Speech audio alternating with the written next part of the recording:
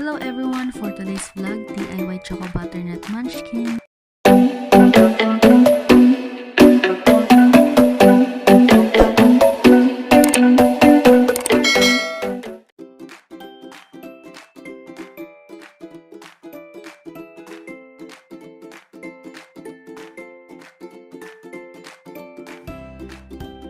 Ilagay ang tinunaw na butter.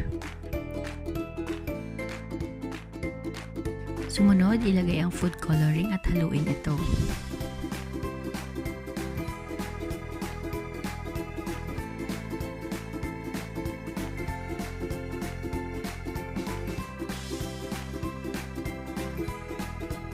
Ang ating all-purpose flour at haluin itong mabuti para maikalat ang food coloring.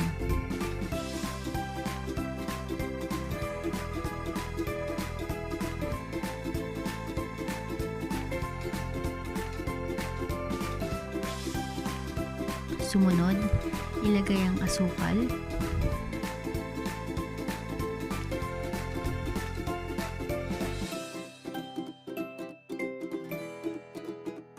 At kung hindi pa natin a-achieve yung kulay ng Chocobutternut ng Dunkin Donut, magdagdag tayo ng food coloring.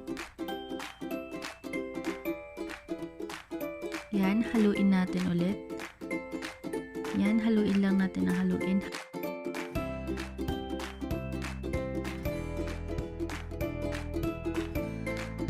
Hanggang maging ganito ang kulay niya. So, iluto natin ang ating coating.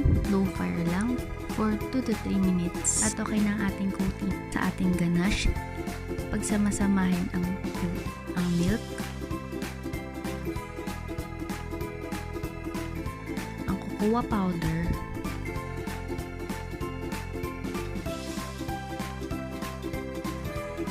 at ang asukal.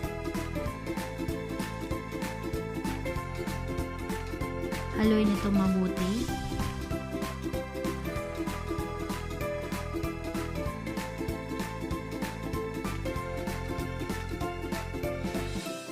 Hanggang maging ganito ang texture. Na tayo sa ating Munchkin's Pop. So, ayan, tanggalin mo natin ang mga balat ng fudge bar. Tanggalin natin. Durugin natin ito gamit ang tinidor or gloves.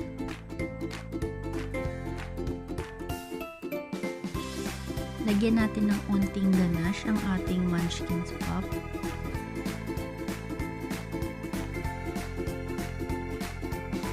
Yan, haluin ulit, durugin.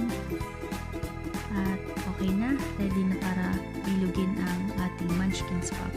So, kumuha tayo ng part ng Munchkin Pop at ating bilugin.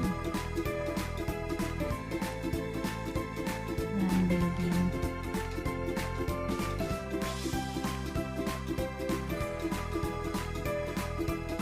After natin bilugin, lagay natin ito sa ganache. So, ulitin natin ang pagbilog hanggang maubos ito at ilagay natin sa ganache.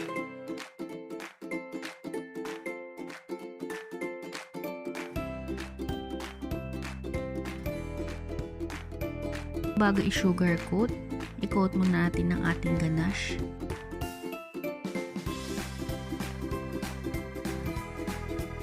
Gamit tayo ng tinidor para hindi basa ang ating Munchkin Pop. Ayan. Pagulong-gulongin natin sa ating sugar coating. At ulitin lang. Ayan.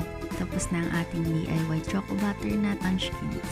Don't forget to like, share, and subscribe!